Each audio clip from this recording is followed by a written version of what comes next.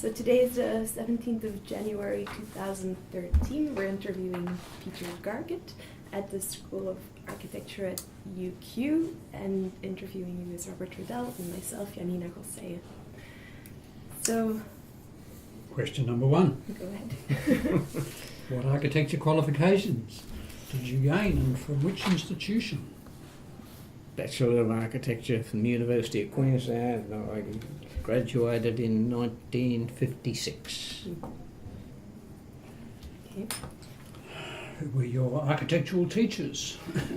Well, the two main ones we had were Professor Cummings, who was more tied up in the design side of things, and his senior lecturer was Bruce Lucas, who was more on the construction and the practical side of it. They were two great people. I had great respect for both of them. We had a lot of part-time people in those days. There was a John Hitch, who only died recently, English. He was good. He very much in the design, but he was very fair. He'd just didn't ask you what I thought about my own design. He'd tell you and give a proper criticism. But there were others. Jim Weller, who was on practice, and he had a lot to do with the conditions of contract for the institute. Athol Bretnell, who was with Bly Jessup as it was in those days on design. Ron Voller was also there, and he was more on drafting. Carl Langer on town planning. Stan Marcus Kyle was there. He never actually lectured me, but he was there on the staff at the time. Mm. So that was pretty well the main ones that I remember. I liked some of them. I didn't like some others, but that's by the by.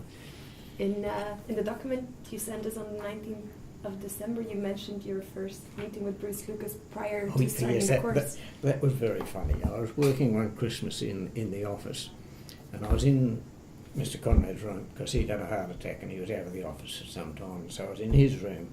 So anyone going to Dad had to walk past the door of that office.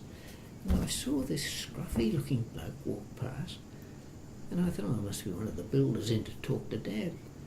And a couple of minutes later I get a call in, and he said, you better come in and meet your new lecturer when you start down at the uni in a month's time. And this was Bruce Lucas. Mm. But he was the most practical bloke. I think it was in third year, and he was talking about plumbing and all this sort of thing. And there were two girls and me in the class, and that was it. He called me aside one day. He said, I'll come and talk to you privately sometime. I'm not going to talk to them about urine and all that sort of stuff. So, but he was very down to earth, a very practical person, and a lovely bloke. And what made you decide to study architecture? Was it always a given because your father was an architect, or was there ever any discussion about it? Very little. I grew up in that. I was always interested in it, and it was just really an automatic thing. I enjoyed it. It would have been either architecture or engineering, but no, I really, shouldn't say I didn't have any choice. They would not have forced me into it, because Dad had seen that happen with the sons of one of the founders, Atkinson, who insisted that his sons follow him in the office, and Dad said it was total disaster with both of them. So he would not have forced me at all. So, but he would have been pleased, I'm sure. Eh? He would have been pleased. Oh yeah, cool. Because he was. No, you're very pleased I did. But well, so was I. I had some fabulous times in architecture, and in fact, only last night I looked up and I found the invitation in 1983, I think it might have been. I got an invitation to go to Honolulu to a cocktail party to welcome the Comet Halley back to the Hawaiian skies. And I thought this was from Greg Tong, Wimberley Wisson and Alison Tong and Gu, we'd done the Sheraton with. And I thought they're joking. And the more I thought, well, these people worldwide do worldwide architecture, top resorts. It's a good contact, I ought to go. So I accepted and flew over. Oh, you can imagine. But so no, as I say, I had some great times. Look, someone, you know, Mm. very So- awkward times at that, but right, that's life. You got to get on. The others in your year, your contemporaries, do you remember them? Yes, there was Mick Quinlan. You wouldn't find any record of him. He finished up.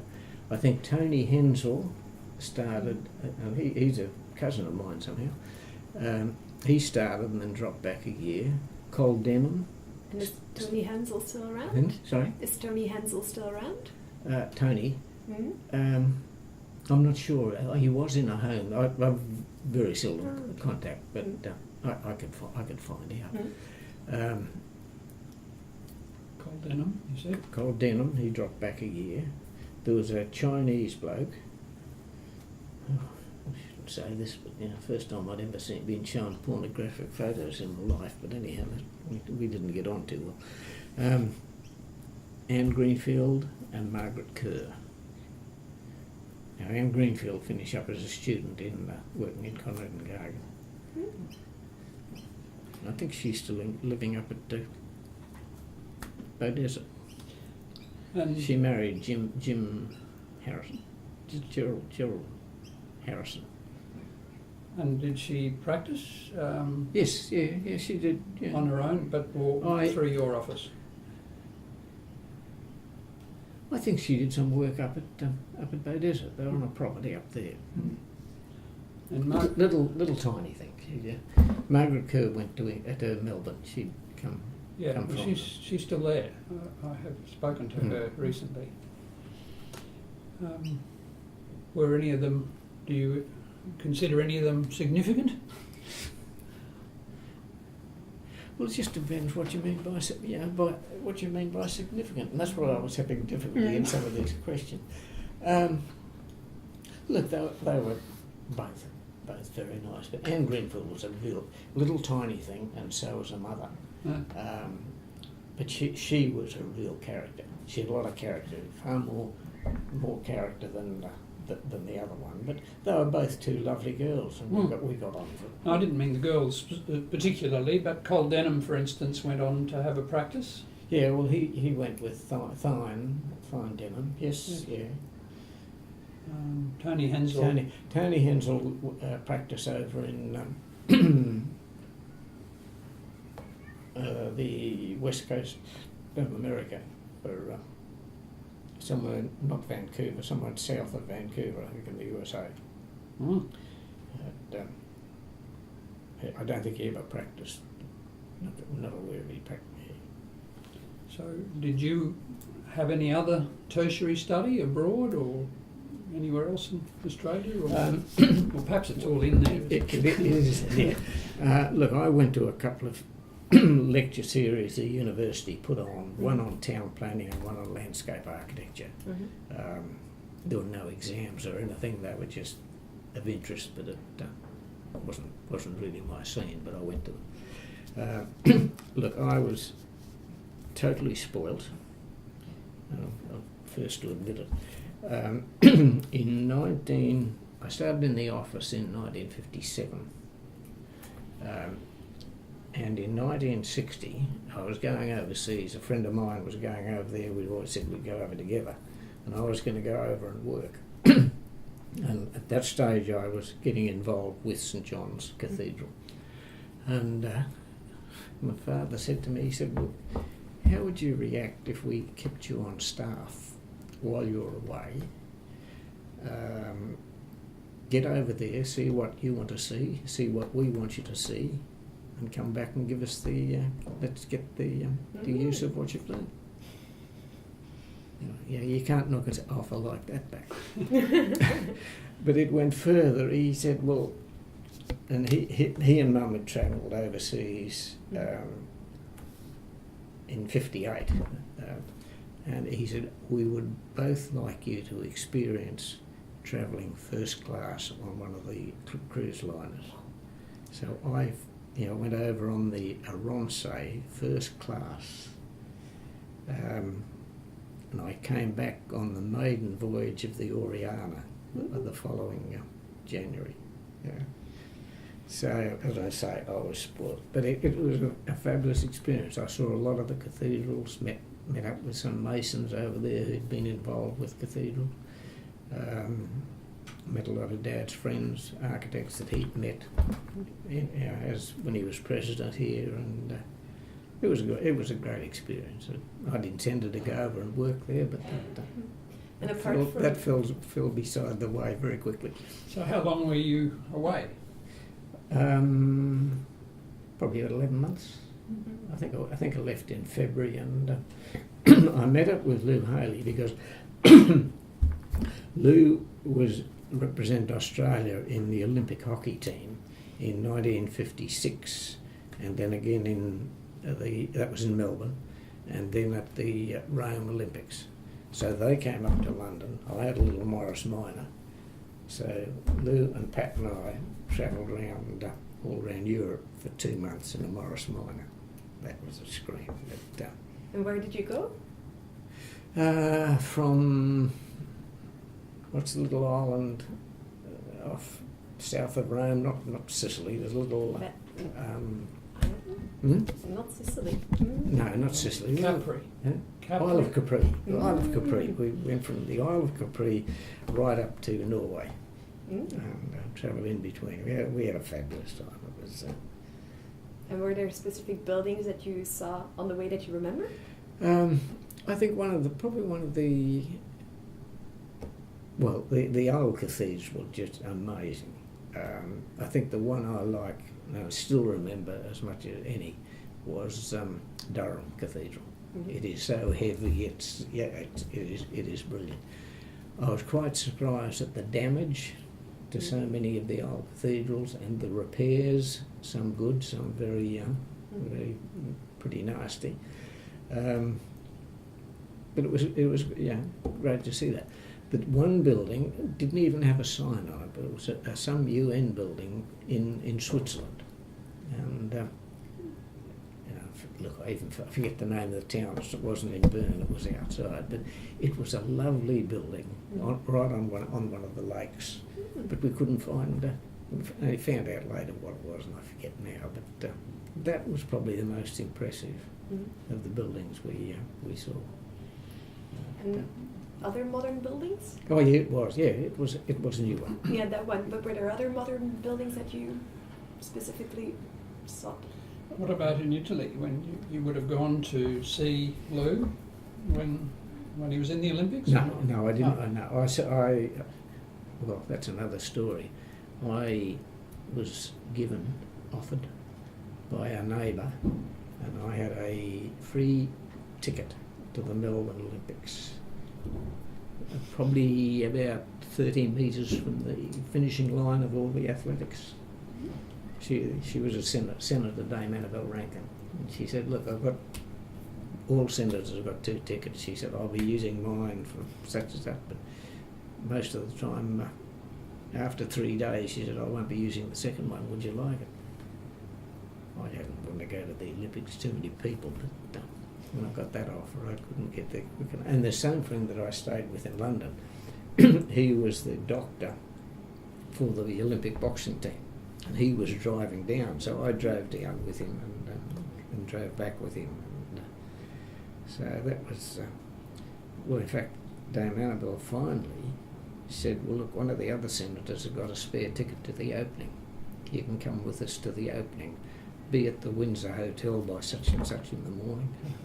Get into the Windsor Hotel and get promptly introduced to Dame Patty Menzies, and hopped in a Commonwealth car and got driven right up to the games. There were a couple of great years.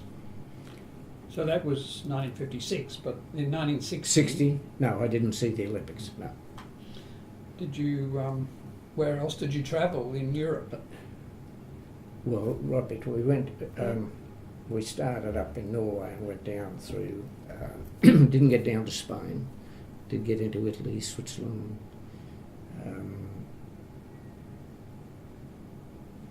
I mean, was Alto something that was on your list in those days, or was he not known? No, well, I didn't.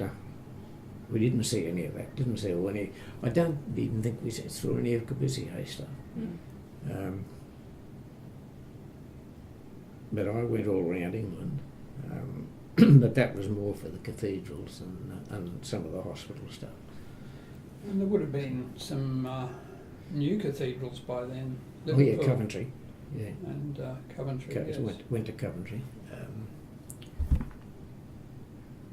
Yeah, there was another one which I didn't take. I thought Coventry was very, very well done. I don't mention that anywhere there.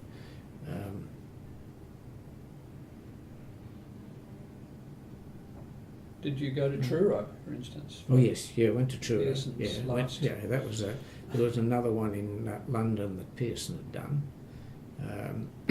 But I went, as I said, went Durham. Was there a descendant Pearson office in those days or not? It had long gone. Yeah, no, no, it's not now. No, but then there was a son, Frank. Yeah, but in 1960 there was no remnant. No. A lot of those old firms passed to other firms and they had new names and so on. Didn't know anything of it. But the interesting thing was, Dad in '58, the Institute of Architects had all of the old Pearson drawings, and Dad found some drawings there that we had not seen out here. And you'll have seen somewhere an interior photo of the cathedral, an interior perspective done by Pearson. Dad found that at the Institute and arranged for copies to be sent out. This is the RIBA collection. Yeah, they've got it all. I think one of the questions we skipped was about the curriculum at UQ. What were you studying when you were here? What were the subjects and who was teaching what, and what do you remember of it?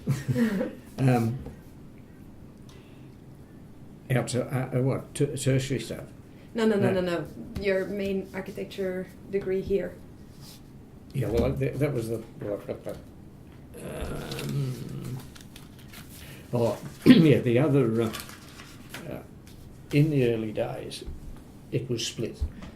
A lot of their lectures were down at George Street. We shared a drafting room with one of the engineering classes, and every now and again they'd double book it, and that caused a few problems, as you can imagine. But we also had some lectures at St Lucia. Totally compared with these days. In those days, I used to drive Dad into the office. I'd take the car down, park it in George Street in the what was the QUT, and then pick Dad up again and take him home at night. Saved him parking anywhere. And then when we were at the uni, I used to be able to drive the group of us out to the St Lucia, parked on the front road in front of the main building. Just to go and park there. And look at it now. But we had some of they set up in the tower out there finally. But we attended lectures in, I can remember one we, I think it was probably physics. We had to start lectures at 7 o'clock, this is down George Street, start lectures at 7 o'clock in the morning, go till 8, and then no air conditioning, no hardly any ventilation at all. We had to leave it for an hour to let it cool down, and then go back and start again at have another hour at 9 o'clock. Imagine that these days. But one of the most interesting outside lecturers we had was Freddie Whitehouse. I've got a lot of that in here. Now he was a geologist, and he lectured us in geomorphology. Now he was the most fascinating and entertaining lecturer we had, despite the fact he wasn't an architect.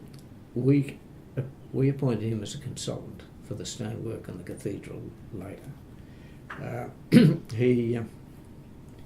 The stories he told, and there was one in particular I always remember, he helped the police in a murder inquiry. And he was able to identify a particular grass seed and the mud that it would have grown in, and he knew where that mud restricted area. He knew where that was. That mud and the grass seed were in the tread of the tyres of a car they suspected had been used, and the recording on the speedometer matched exactly where they between the other, and that led to the murder charge being successful. Yeah, quite unreal. Amazing. Oh yeah, no. But he took us up to Helidon, and he showed us some of the old quarry where they had actually cut the stone for the cathedral, and they cut it with like a very narrow hoe and on a long handle, and you could see where the hoe had been shrunk, the arc where it had cut, and they chiselled that out and out till they got down to a bedrock, and then they'd wedge it and roll it out. But you know, to have someone who just could take us to the spot, it was. And do you remember any of the design courses? What were you designing in first year and throughout? Well, last year one of the major design problem was a new Parliament House for Queensland. It was interesting because it was able to focus on one chamber, because they only had the one house. They didn't have an upper house, so it was all. I enjoyed that one. How long was the course in those days? When did you 6 start? years. We had 3 years full time Yes. at the uni, and then 3 years working in an office and studying at night. Now that was not easy, because you know you could do a bit of fancy stuff in there during the day and the college stuff, trying to get away with stuff where you could. But you knew during the day when you were working, you know, you knew that design was going to be built. Anything you put on drawing was going to be built, so it had to be right. So you worked in your father's office? No. Dad didn't want to know me as a student. He said, "You go and do what they want you to do. Get yourself qualified. Then come to the office and we'll teach you what architecture's really about." Now that sounds a bit rude, but it was very. Look, when I went to Colin and Fulton, or it was Joe Colin and Fulton, I think, in those days, and Harold Cook of Cook and Kerrison, probably Jim Colin, I think, or Charlie Fulton, I forget which, and Dad got together and agreed, 25 shilling. No, I think it was £5 a week would be a good salary to pay them. So that's the three of us that right. Anne went to Conrad and Gargett, and Margaret went to Cook and Kerrison. But yeah, and you stayed there. You stayed for 3 years at the Job Cullen and Fulton. Yes. Yeah. Okay. Yeah. And do you remember any of the projects they were working on at the time? Yeah, like one I can remember quite well was we did the Tweed Heads twin town sport club building down there, and RSL. Is it an RSL or is it a lifesavers? I don't think it was an RSL. I don't think it was an RSL club, but it was a big. And then I did the Pitchworth Town Hall, and I had to go up there with Jim Collin because the builder had gone bankrupt, and they had to have two of us up there to witness things or something. So I went up with Jim Collin, and he just bought himself a little VW Beetle. He used to drive a big Ford, but drive up to Pitchworth in this little Beetle.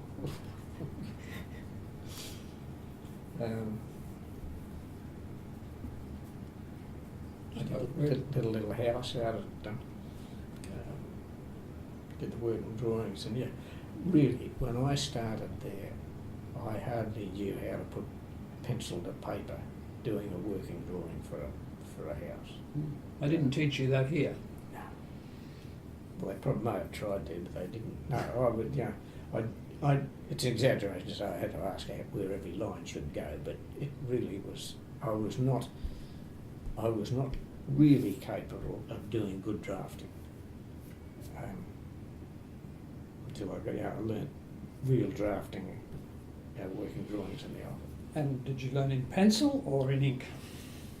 No, most of it was in pencil. We didn't do much, and I don't think we did much in ink. Yeah, there was some work I can remember being on linen in ink, Yes, but yeah. certain jobs required it, Yeah. and others didn't. But there were some very good people with a pencil in those days. Oh yeah, well, Keith Frost was brilliant. I was more on the practical side. I was never much in the design side of things. And I always, he wasn't in the uni, he was through the tech college course, but John Dalton was in the same year. And I always admire his presentations and everything were just, the drafting stuff was absolutely brilliant. And apart from the partners at Job Cullen and Fulton, were there other people working in the office that you remember at the time? Yeah. Blair Wilson was there, Peter Heathwood was there, Bill Douglas was there, Jack Gilmore was there, Steve Trotter was there. I've mentioned all of them, but Bill Douglas in there. I didn't have the respect for Bill Douglas that I did have for the likes of Blair Wilson, Jack Gilmore, Steve Trotter. How come? Well, I worked over some of the stuff he'd done on one of those other buildings, and I had to change the drawing so it would stand up. It was very poorly, very poor detailing, and anyhow, that's just by the by. He had come through UQ as well, or he had gone through QIT? I'm not too sure where Bill Douglas was. Yeah, Steve Trotter, Jack Gilmore, they didn't go through uni. The likes of a year ahead of me, the likes of Ian Charlton, he was at uni. Bill Conrad, John Curo, Danny Nutter, Hal Davis, who was in Works Department. They were all the year ahead. And, they were So you knew knew them good as well? Oh yeah, I knew. As part of the course, Just you the were course, together for certain things. Yeah. No, they were. That was a very good year because there was far more, competition, if I could put it that way, with a whole group of them rather than just three of us. It was just not. So Dalton and Frost were at QUT, or Who's sorry? No, John Dalton Keith Frost. I don't know where he would have been. I don't know where he studied. Would have been Kew. He wasn't at the university. He was older than that. Because Dalton probably studied in England before he came, wouldn't he? Yeah, but he finished. He qualified here. Right. So when you started in Rob Gibson, I think, was he uni or? I think he must have been uni because he had a big blue with Bob Cummings when they failed him in design final year or something. Oh yes, it was. It was. Robin didn't take kindly to that. Well, probably not generally known, that one, but. When you started in the office of Conrad and Gargett, of your father in '57, do you remember any of the early projects? You mentioned St. John's Cathedral in 1960, but were there other? Well, yeah, I worked. I don't know what I went up first, but one of the earliest city buildings I worked on was the Royal Globe building. Now, it's no longer Royal Globe building, but it's right down the bottom of Queen Street before you get to Eagle Lane. Now, I think there was a Queensland Insurance on that corner, and then there was a Royal Globe building, which went between Queen Street and the lane at the back. And it's been all revamped, but it had balconies and stuff, or not, sunshades and stuff on the front. I think it was about 7 stories to go higher eventually, but it's never been So it's in Queen Street. it's in Queen. Oh yeah, it's one back from Eagle Lane. Okay, I think I remember. Yes. There was the big tree and everything on the corner. Yes. Yeah. The Pearl Assurance is on that corner, which Pangling Cross did. Yeah. And then there's Eagle Lane, and then there was a building that Lang Powell had done. Yeah, That- Queensland Insurance. Can't remember. Yeah, and then Royal Globe. Right. Yeah, so that was the first city building I was involved in. And were there also houses, domestic buildings, residential? Look, it's so far back, I forget. Was the firm mainly Well- focusing on these larger projects at the time, or? Well, I made a very big blue once on that because my brother took me to lunch with the head of one of the mining companies, and this bloke said, you know, do you do much housing? You know, we did housing, but it wasn't really the mainstream. The hospitals were mainstream because the hospital boards, there was only Brisbane and South Coast Hospital Board, I think it started, only one here in this area, and they got permission to appoint their own consulting architects. Very upset Works Department, no end, and I didn't like that for years to come. And our office did the majority of the hospitals, but it was shared really with Edwards Bissett, ourselves,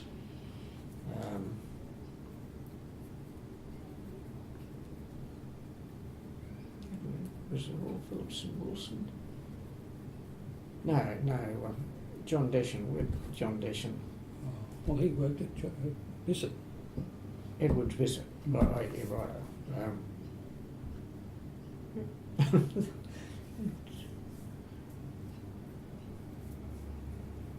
Anyhow, they were the two main ones. And, anyhow, this bloke said, do you do much housing? I said, oh yeah, when we have to manage, our manager wants a house or something, we'll do it. And wasn't that the wrong thing to say? Because the bloke was looking for someone to do his a little township, wasn't he, of all the housing in our mining town. Oh. I'd forgotten all about that one. So do you remember what the mining town was? No, I don't. Mary Kathleen, perhaps? No, I don't. Look, I don't remember, but I thought after, oh God, you can put your foot in it. And who was working at the office of Conrad and Gargett at the time that you was? One of the blokes I had a lot of time for was Ken Walker. He was a draftsman. His father was chief engineer in the railways, I think. I think up until very, very, very recently, with one Grant Bugler, I think Ken took the longest to get qualified than any other person going through the course. But he was such a solid bloke in the office, and well, it was very, very, very unfortunate because of one. It should never have happened. One year, in his final year, the problem was based on documents that we lent to the uni to set the problem. A fire station, in fact it was the Mount Gravatt fire station, which Ken Walker had worked on in the office. So yeah, how on earth they accused him of copying the thing? Well, how on earth, if he's done one which is actually built, how do you change it just a bit? So, but he took a long time to get through. But Grant Butler's finally qualified last year. I think he beat Janet said, Conrad said he was even longer than Ken. But yeah, Keith Frost. There were some people. George Rubis. Remember George Rubis? I don't know him, but I know his name. He did. I think he did the Toombul shopping did a lot of work. I think he did the Turnbull Shopping Centre later. Elmire Crams. Now they both worked on the Chermside Hospital, and they were immigrants after the war. Mm-hmm. There was another bloke who used to work when we were in Adelaide Street. He worked on a couple of floors up separately. So the office was in Adelaide Street then, or not? 125. Oh, yes, there would have been. Yeah, 125 Adelaide Street. And someone came in once asking for, complaining about a drawing that this other bloke had done, and he was running his own practice from our office as well as his own. And he was complaining to, and Dad found out there was a complaint to Dad about some of his work. It was his own work that had nothing to do with the office. Anyhow. So, but Lou Haley was there. Mm-hmm. I learned a lot from Lou. So the structure of the firm when you started was how many partners? Or A.H. Conrad and TBF Gargett. Just two. Yeah. And then... And how big would the staff have been? Dozen Well, people? hang on.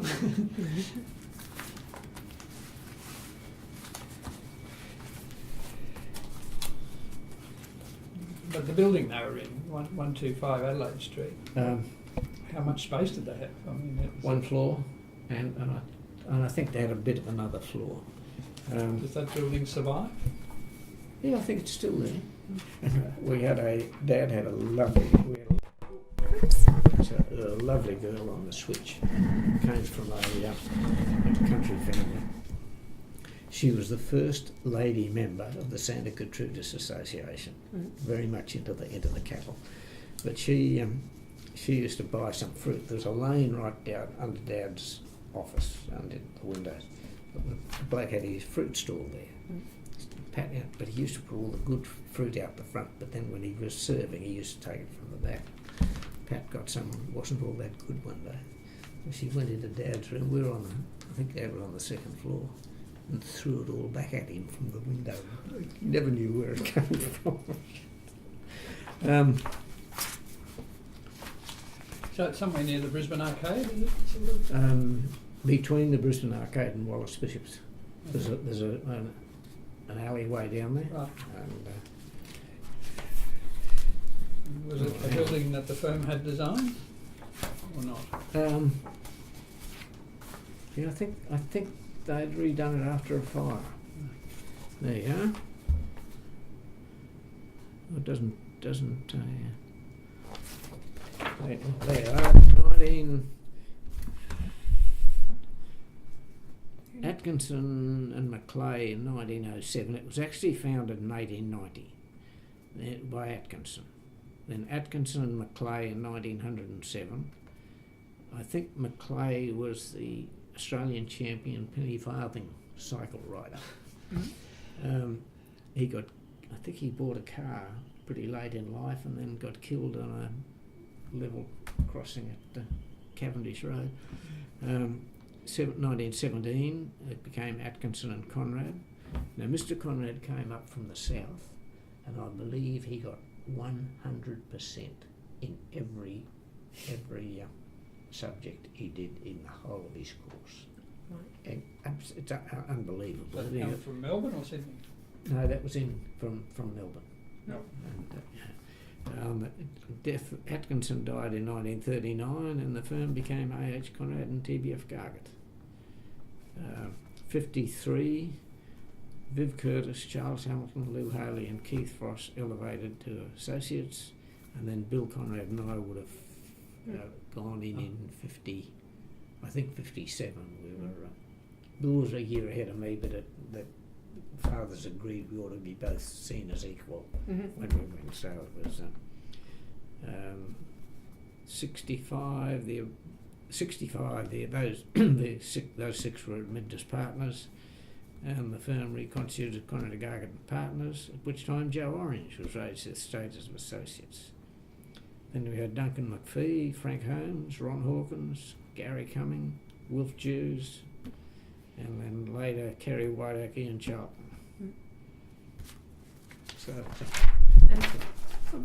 What do you There think? you are. There's the staff. As of February 74, there were 73 people. Voilà. I think in Dad's time it did get to 97. When we were at the peak of all the hospital stuff we were doing. It's 100 and... You're up now. Well, it was 105 until Monday. Now it's probably more like 85. Hey? There was a few left on Monday. Oh, did they?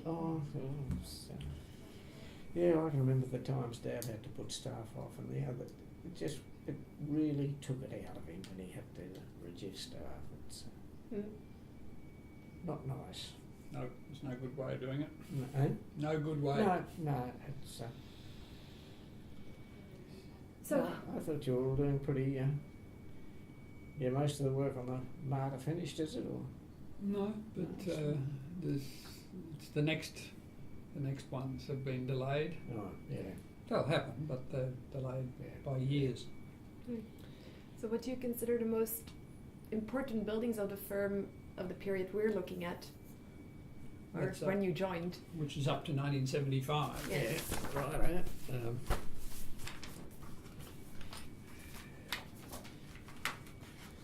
There's. I can't give you this because I think it's Janet Conrad. I have a scan of those. There's a.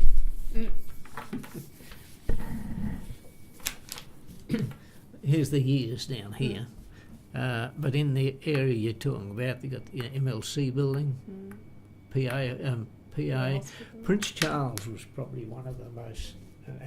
Well, my crams worked on that. That was probably one of the best because it was a brand new site. Mm-hmm. In fact, old Mr. Conrad walked over it when it was still pure bush, and so that would have been one of the. Then Suncorp, that again was a bit of a standout because it was one of the few set at an angle for the sun control. Yes. And with the balconies, the very, very little sun comes in at any time on those. That is still a very good. But you had some problems with SGIO later on. There was asbestos, and there was a Would you like me to tell you a little bit about that? Yeah. That Lou Haley had retired, but he was appointed to do renovations, refurbish all the floors of SGIO. It was in separate. Was separate contracts for them. When was that? This would be the asbestos would have been outside 80s the period or 90s? because it was would have been he got sued for the job started. They had computer ordered and they had all new telephone equipment ordered, so there were strict dates that had to be met.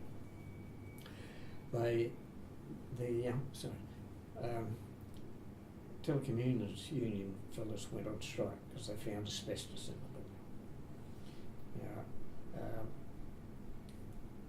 building. There was a verbal instruction, and I won't use the action. Actually, it was quite funny because in court, I said, I think our barrister was interviewing Phil Keating. Mr. Keating, we understand that there was no written instructions for the removal of the asbestos. It was just a verbal instruction. Yes, you're right. Yeah, that's right. Well, could you tell us what those instructions actually were? Phil looks up at the judge and said, well, Your Honour, Mr. Cafferty, I think it was inclined to use language I'm not used to using. You want it verbatim or... So, well, you better tell us. So, the language came out, but it was really to get rid of the so-and-so unions. Get the union, clear the asbestos to get the unions off our back so they'll come back on site. And it was all done, and it was signed off by the unions on every floor.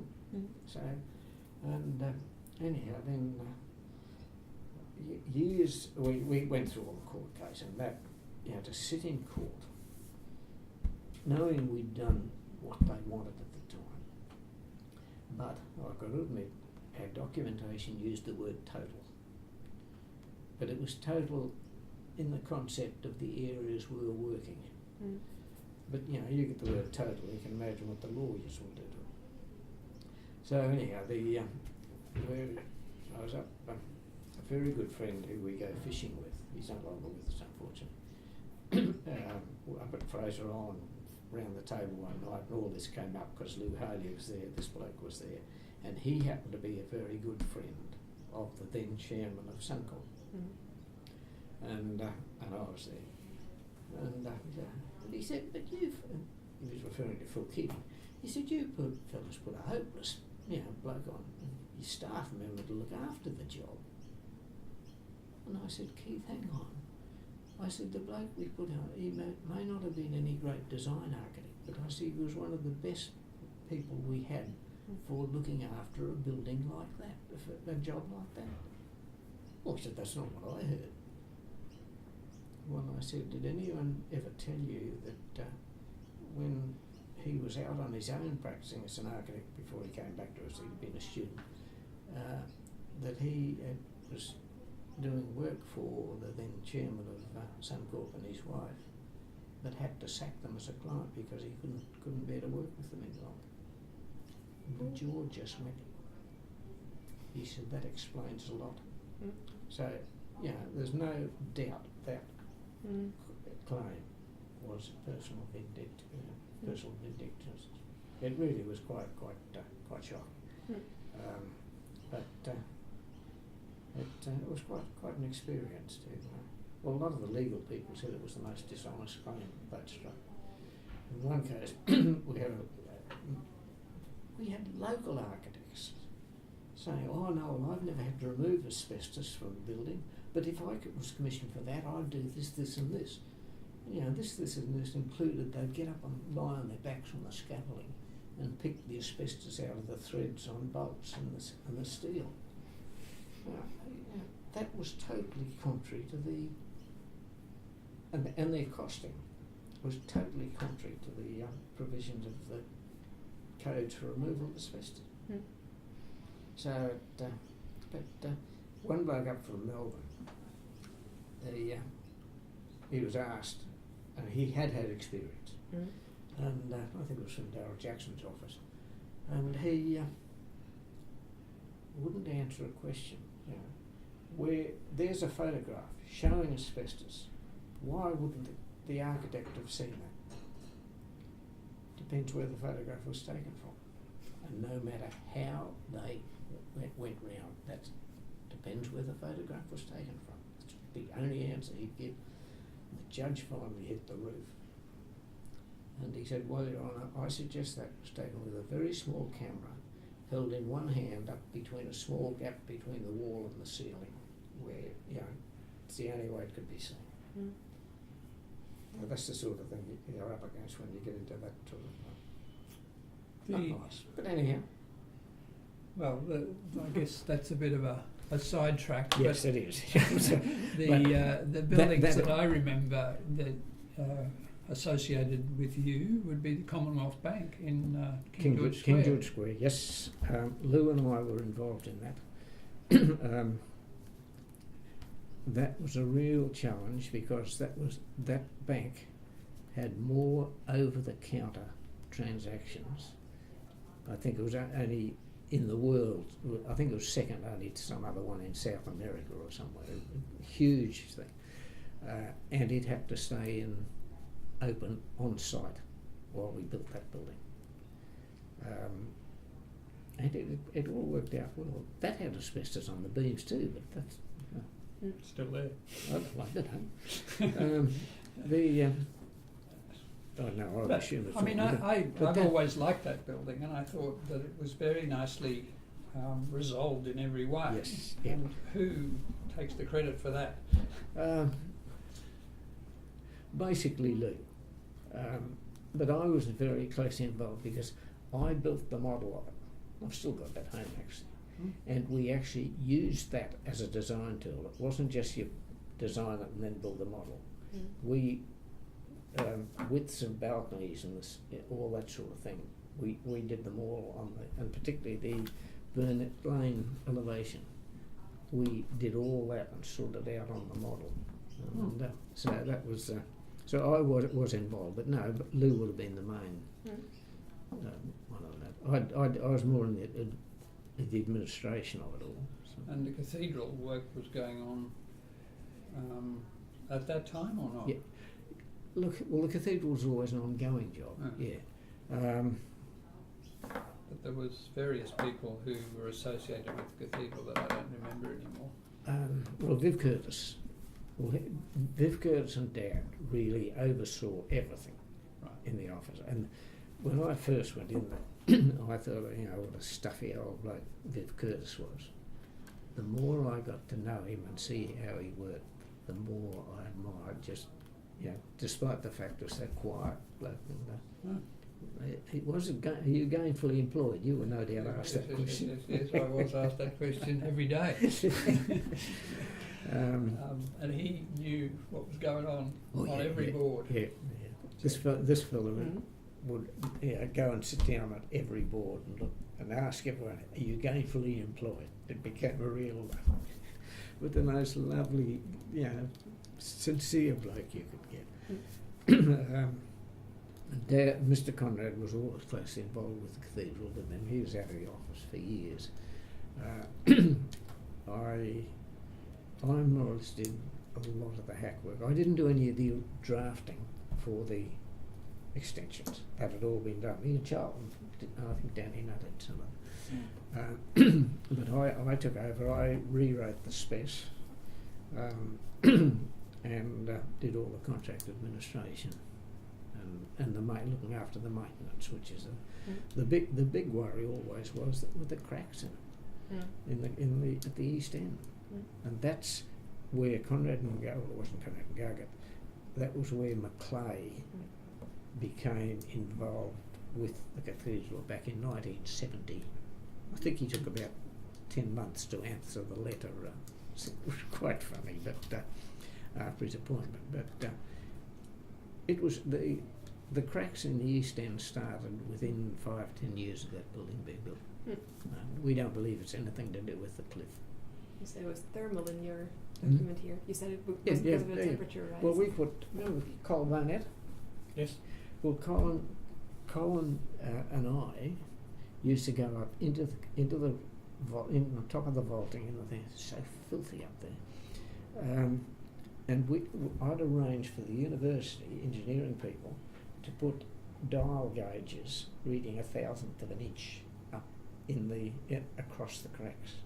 Put a little metal angle and that's when we realised it had opened during the day and then closed at night.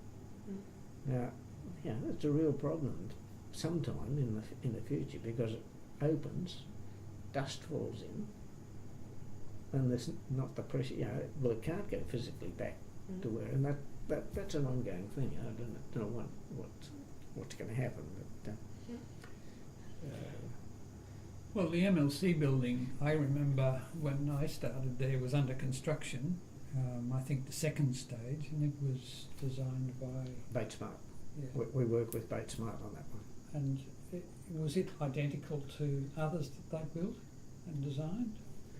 I had the idea it was. I think it was a pretty standard one. Yeah. Those precast. Actually, it's quite surprising those precast fins have lasted. They're still there because they're only. No, we work with them on that.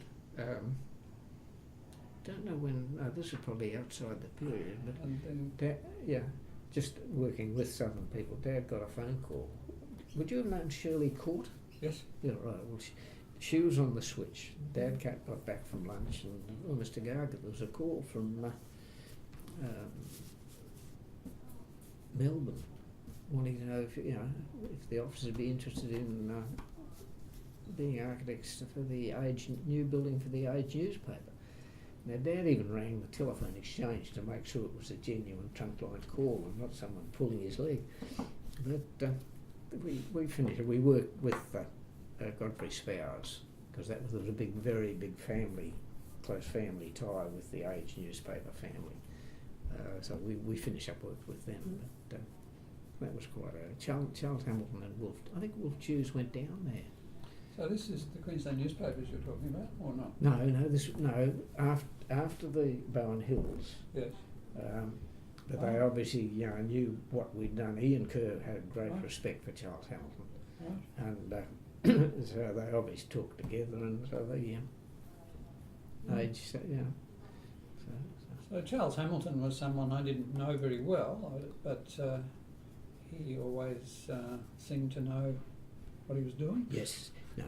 He had been Mrs.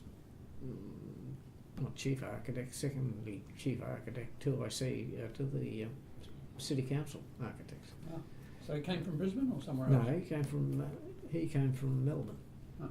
His wife was McConnell's sister, I think. Right. There was a connection there somewhere. But no, he was he was very good, great bloke in the office, but he did tend to just gather a little group round him that were very cliquey, which was great, but in some ways, but that can get a bit too cliquey. So what did he do in the office? I mean, is there a project that you could say was his? Charles Hamilton? I think the first Queensland Institute of Medical Research, the newspaper, Bowen Hills, right. Definitely that. Yes.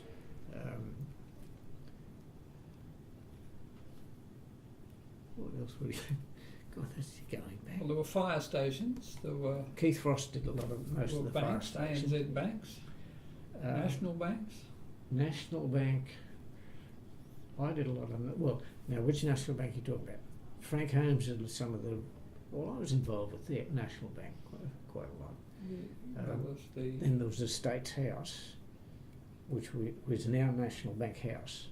Oh, now that was initially built for Australian estates. That's that one. Yeah, and that was quite funny because they came up wanting us to repeat the building they'd built in Melbourne, which was a mirrored glass box.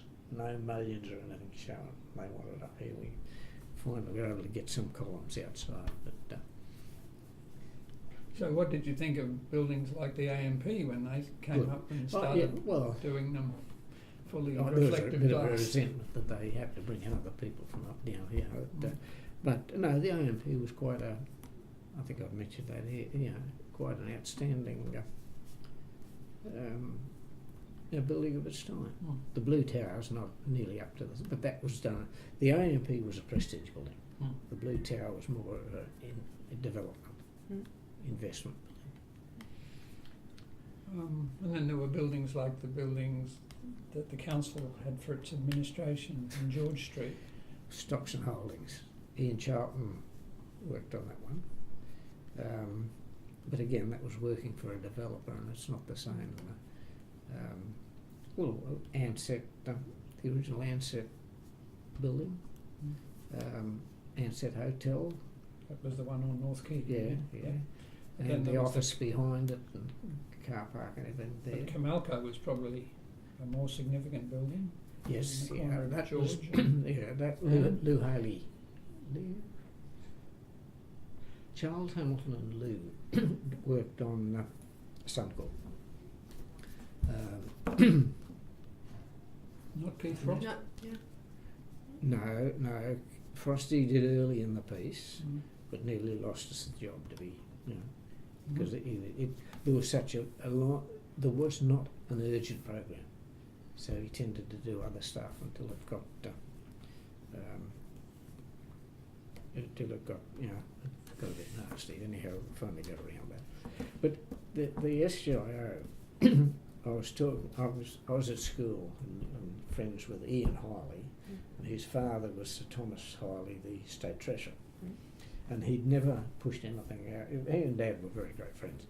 Never, pushed any work our way. And but I was speaking to Ian one night on the phone, and he said, "Oh, hang on," he said, "Dad wants to speak to your dad before we hang up." So Dad gets off the phone. He wants to see me. don't know whether he wants a new stairs on his back stairs or whatever in his house. And that was the wanted to see him about Suncorp. Yeah. So that was happening in the office when I was there. So it must have been about 66 that it started to happen. Could have. It didn't finish for a long time, but 65 or 66. So I can remember having a competition, sort of. I remember Graham Thedeke did something that was quite unbuildable, I thought.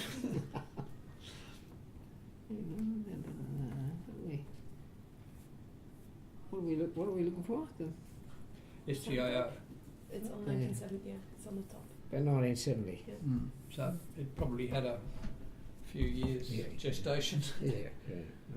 Well, that was going at the same time as Combank King George Square. Because I was looking after that.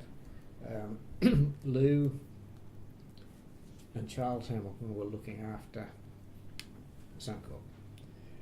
And the builder on Combank, his excavation subcontractor, talked him into going away from the recommendation of the engineers for retaining the excavation.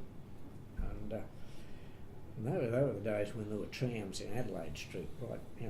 We're digging down. And he lost, because he had a brand new digger which he wanted to use on the thing, and that we lost a lot of time right at the start. The SGIO went a lot better time-wise, and Eric Riding used to always get up. He was a very fair bloke, but he was a bully. He used to always be getting at me about the time. So finally, after it was all over, and I was very pleased with this one. The bloke who was the head of the Combank premises people, and I said, we're talking reimbursement for liquidated damages and all that sort of stuff. And I said to him, look, why don't we do this, and this? And he just looked at me, he said, that's worth it. He said, even I wouldn't have thought of that. So they were very happy with the financial outcome, despite the delays and everything. And so the next time Eric Riding got at me, I said, let's say you ring the bank and see how they finished up.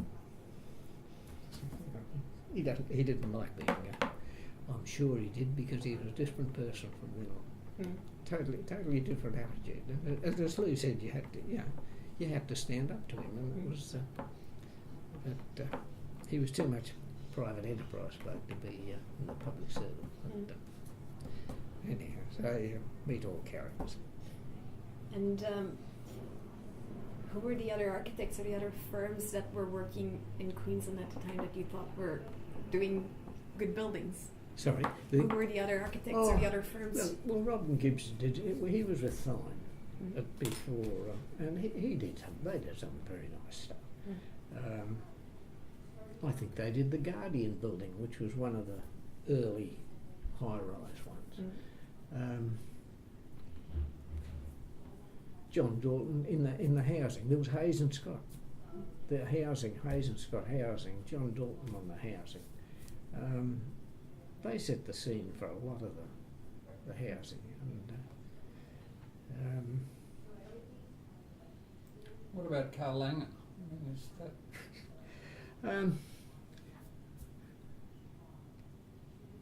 Carl was a strange person.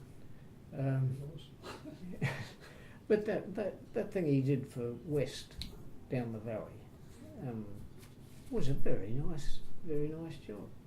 Some of the other stuff I didn't. Well, the main roads is the kind of big one. Yeah, well, main roads. But he did the likes of Lennon. He did the Lennon's hotels.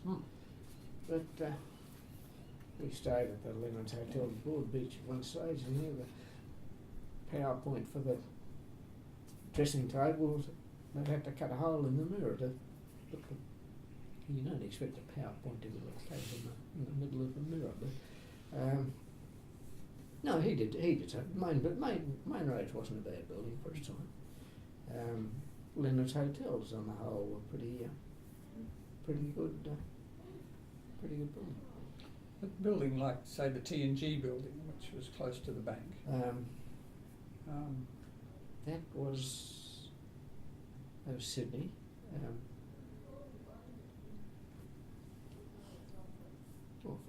I forget too. Yeah.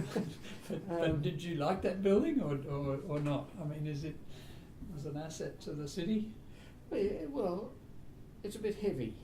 It was a bit heavy, but no, it had sun shading and stuff. And what about buildings like the Commonwealth Taxation Office, which was quite an early curtain wall type building? Now wait a minute. Now is this the one right up on Wharf Street? Yeah. I think they ran into trouble on that one, didn't they? Design. I think John Dalton might have worked on the design of that.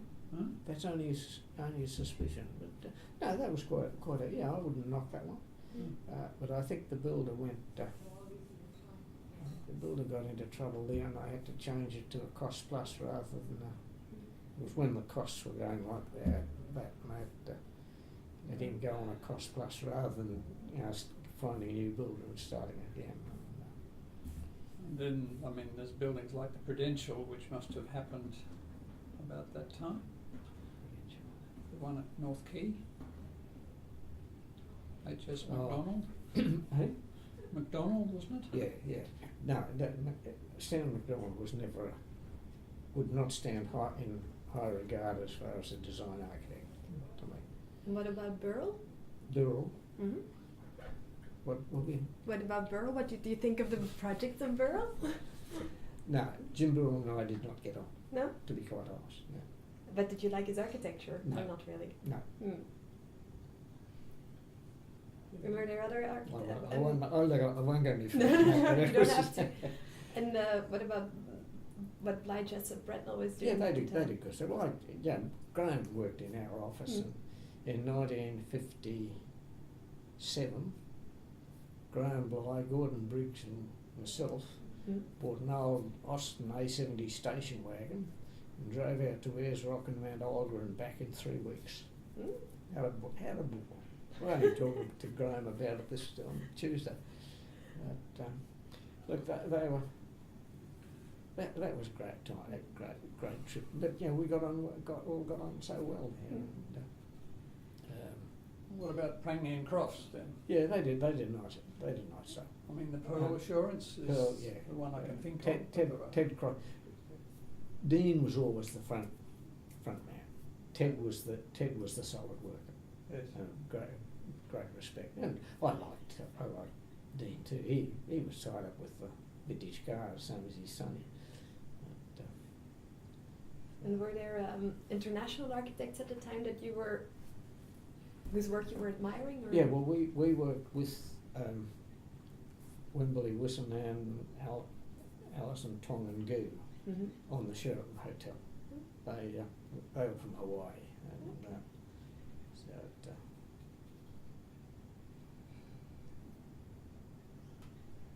Des Brooks came from there too? Hawaii? He came from Hawaii, but I think he worked with people called Media 5, and there was a big fuss because he used the name Media 5 out here. But people, I was talking to someone the other day about this, but Des Brooks and Christopher Skase, not that I liked him, but they left a legacy of some very nice buildings. Those Mirage resorts are very, very nice.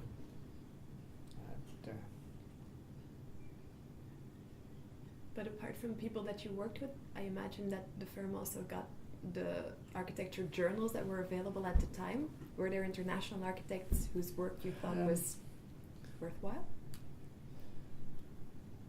I didn't have a lot to do that way.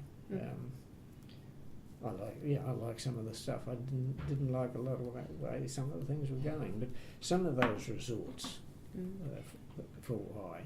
Now the other one was quite funny last night. Do you remember Jeffrey Bauer? Bauer, yes. Yeah, out from Sri Lanka. Sri Lanka. Yes. He came out here sometime. He bought one of Russell Hall's corrugated iron chair. Yes. And I must have met him at one of the it might have been a convention or something down south. And he was showing some photos of his house, and here in the background's an old Rolls. So we got talking, of course. So when he came up here, I picked him up in the Rolls. But I felt he may have started a lot of the style of the resort stuff, like the Mirage and the island resorts with their lagoons and everything. He just seemed to have, now whether he started it or whether the others and he copied it, I don't know, but I couldn't think of his name last night. So I finally rang Russell Hall, because I've got him in the notes today. And I said, he said, yeah, it was Jeffrey Barwar or something like that. I finally turned it up on the Google. Got his right spelling and everything. But no, he was quite a character. And Russell was saying he actually copied my chair and had it made out of mild steel and sold them up somewhere. Yeah, well, that a lot of those resorts that were done for the Armand people in Asia sort of have their origins probably with Jeffrey Barwar. Oh, yeah. And that architect from Perth called Hill, the one who worked on the Heritage Hotel here with Jeffrey Pye and others. Anyway, he's done a lot of those resorts. But there are a lot of other buildings around. Jeffrey Pye, for instance, the TAB building. There are some very nice things done by a lot of art. There aren't too many buildings around that you'd say, Well, what about your own house? Did you ever design a new house for yourself? No. Did you ever want to? Not particularly, because I was very keen on the old Queenslanders, and it was going to suit me to be able to put all my workshop and stuff underneath. And that's what you did? And that's what I did. It's fascinating, because I told the agents, I said, look, that's what I'm looking for, an old Queenslander up on stumps so I can do underneath. Righto. So they showed us anything but. They showed us one house out at Riddel Heights, and Chris had spent time with her grandmother living out there as a kid when the family were away and she was at school. It had one garage and no access to the backyard to even get in. It was this high off the ground. I've never been so pleased to find white ants in a house as I was when I found them in that one. So I said to Chris, that it's got white ants, that's no good, so that got rid of that. But we were looking at another place in Gosseye Road, but the families all wanted to, can we look at a house for you? Yeah, righto. So I said to Chris's dad, who was a school teacher, I finally said, yeah, but there's one condition. Teachers don't like conditions being put at them. He said, what's that? That you don't get upset if I don't like what you think I should like. He just laughed. But we were, just to keep peace of the family, we went and had a look at this other place, which was dreadful. But we saw what the view was like. Do you know Gosseye Road at all? You know Radnor Street? You know Indooroopilly Bridge? Yes. You know the road that goes from that round to Nudgee Junior? Oh. Right on the riverbank, nasty little. Okay. Well, we're on the cliff on the top of that, looking at right up, more or less right up the Lone Pine Reach of the river. Little dead end cul-de-sac. Lovely. So we had to go down there to turn round. I said to the bloke, that's the style of house I'm trying to tell you we would like. Oh, he says, you'll never buy that. It's an old couple. I've often tried to buy it, they won't sell. Somebody a bit unlike me. I said, well, try again for us. he came back with his jaw down. He said, well, he said, the fella's there, he was about 65, he said he's been looking after his mother all these years. Well, she's just died a few months ago. His childhood sweetheart's waiting for him, and they're going to get married and move down to her house overlooking the water at Margate, and he's going to sell it, make an offer. So we made an offer and didn't even go on the market. Well, good So outcome. Huh? A good outcome. Oh, brilliant. So we're still there. I'll carry him out in a box as long as they don't rape me out of the place. So what era of house is it? 14, 15, 16 or something. But it's a spec-built house. It was never a wooden house. yeah, oh yeah. It had the only things done, the handrails had been painted. They put fluorescent lights in. They had a gas stove and a hot water system. Now, even I've had one of them restored. Some of the old kerosene lanterns were still in the pantry on the shelves. Inch pine shelves that wide in the pantry. So it was absolutely unreal. So we've kept the outside pretty well, but enclosed some of the verandas. It had verandas right round it, so the kids could roller skate round the house. And, we share it with possums and carpet snakes. And Janet Conrad, she told about the carpet snake they saw. They're further round the river. She looked over the veranda just recently, and here's a black carpet snake, and she said it was about that size and about over 4 metres long. Phyllis, don't worry, lady, he would have been there for years. They go up, sandstone. They come up from the river. Anyhow. The others who'd worked in the office that you thought were significant architects? Frosty in his own way, but with some limitation. Well, he was quite a difficult person to get on with. Yeah, he was. You know. But look, everyone blamed Frosty for all the problems. Now, Frosty was a much more a family man than anyone around the place ever appreciated. And I think he had a bit of a hard time. His wife was nice, but I think she caused that difficulty. Lou, Ian Charlton.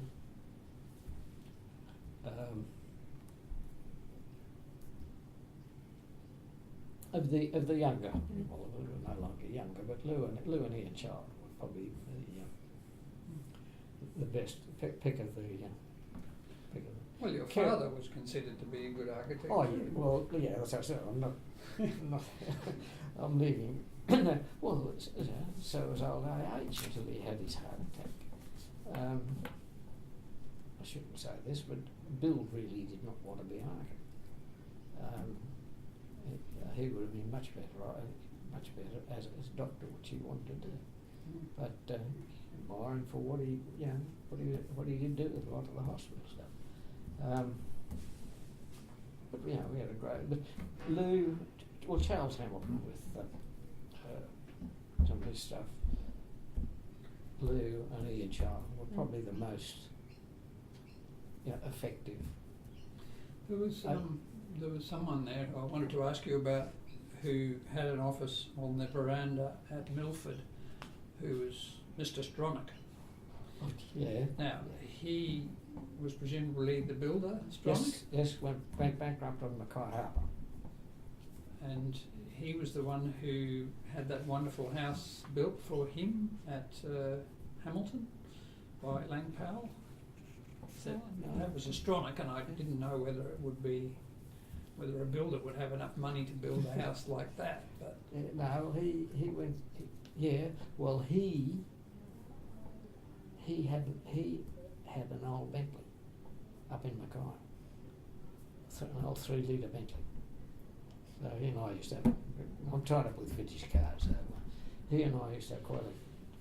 He even tried to see if he could find out where that Bentley was, but he lost it when he went bankrupt on the Mackay Harbour. So he was just I mean, he must have been quite an age when he was there. Yes, oh yeah, But yeah. would have known a lot. Yeah, no, he's very, very knowledgeable. And, he did a lot of costing and that sort of stuff for Dad. But there are quite a lot of people who passed through the office over the years. I mean, I can remember Gabriel Poole being there for a short time. Yeah, well, Gabriel did a lot on Block 7. He would have done a lot of the actual design on Block 7. And Graham Thieke was the one I worked closely with. I'm not sure. I lost touch with Graham. I don't know what he went to Mexico. He worked in Mexico for years. Yeah, and the Gold Coast. Yeah, and there was Heather Thieke on there. Well, he did the little chapel at Bishopsville. And I think it's one of the things I late christening, but I was christened there. And, it's quite a lovely little building. And, what is it now? The church sold it, I think, didn't it? Church sold it, and it had a boat parked in front of it last time I saw it, and I don't think it was being used. But, I hope the boat doesn't go into it.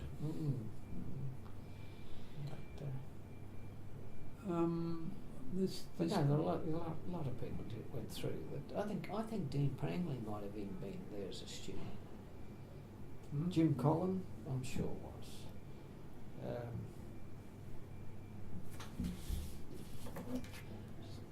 Some others, I think.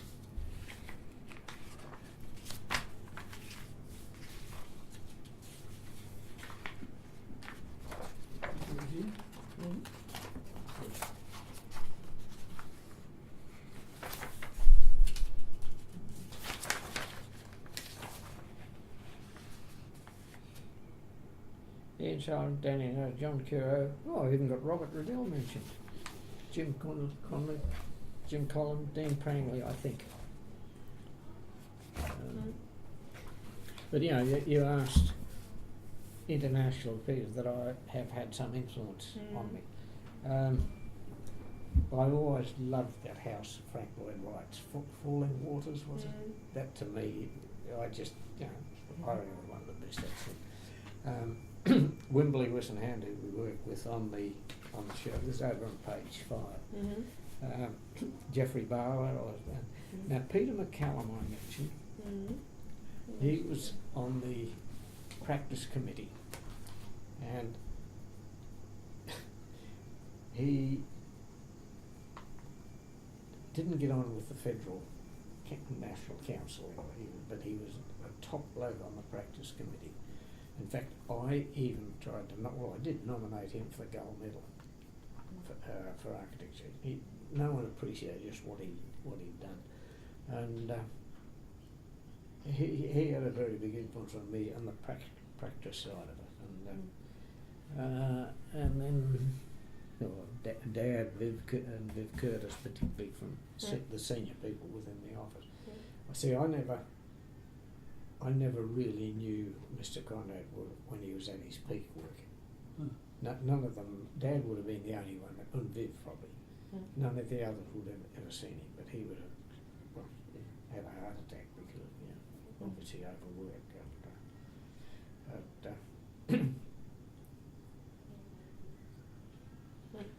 And what do you feel has been the influence of your practice on present-day architecture in Queensland, which is a bit of a... Yeah, as I say, look at the buildings that are done there.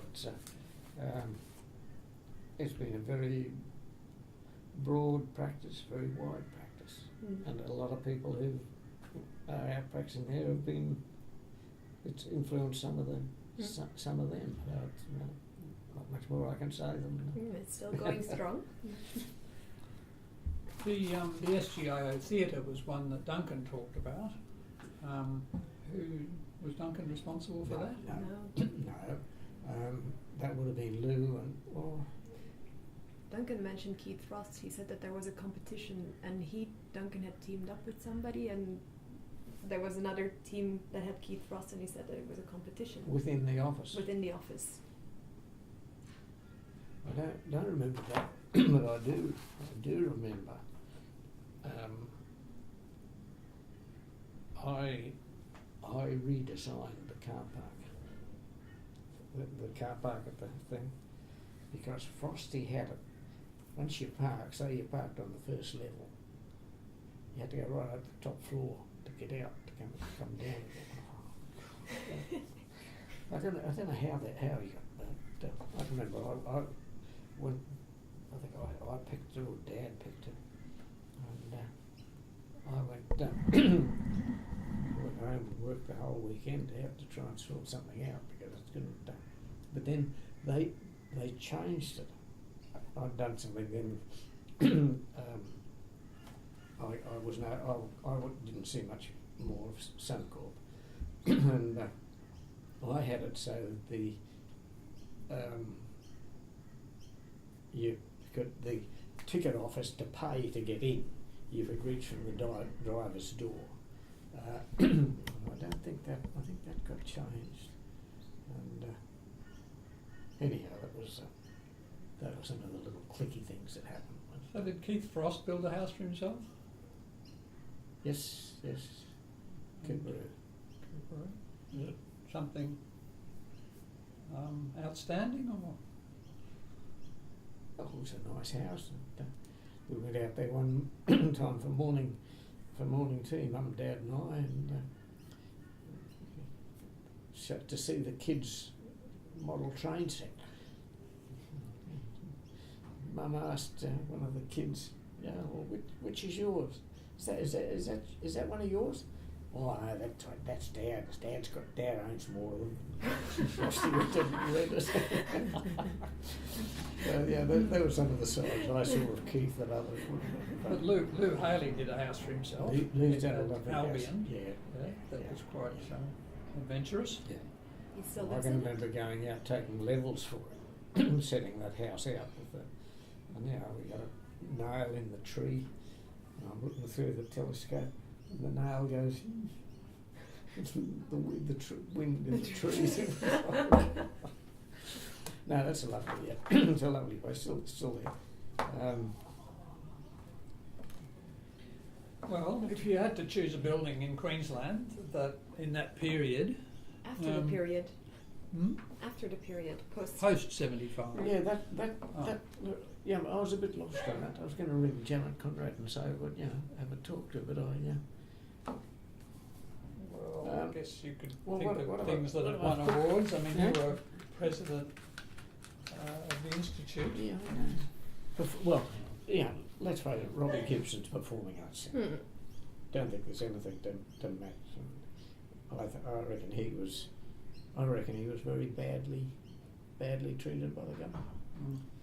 In fact, I got into strife once because they were going to call for proposals from various architects to do an extension or something. And I said, look, I don't believe we should go in. I reckon Robbie Gibson should be given that job. He's done such a great job of it. It should stay there. And anyhow, they finally got other sort of people involved, but they sorted it out so that Rob did something, committed Rob for something so that he couldn't get in it.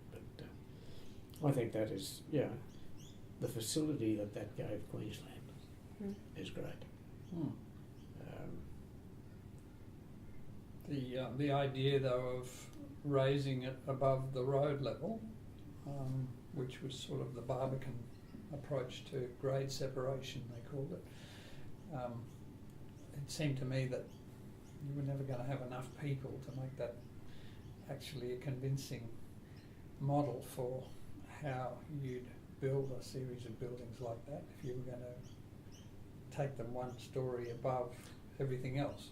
Yeah, well, I remember I had a big argument about this early in the piece. I think might have even copped heaps from Sir David Muir about it. Wasn't he in charge at one stage? Anyhow, the first day, my aunt that had polio, so she wasn't a cripple, but she certainly didn't walk easily. And I said, rang to find out, what's the best place to get her in, because stairs were awkward for her. And there were stairs up from the car park, and I think this was first when the restaurant part was there, and I said, you can drop her off just before you get onto the bridge, and then a few steps there, and you can walk right along the balcony, and in that way, I thought that's what the wheelway disabled people should be looked after, but that was not appreciated. But, Well, do you think we're there? I think we're there. I've waffled on a bit, but Thank you.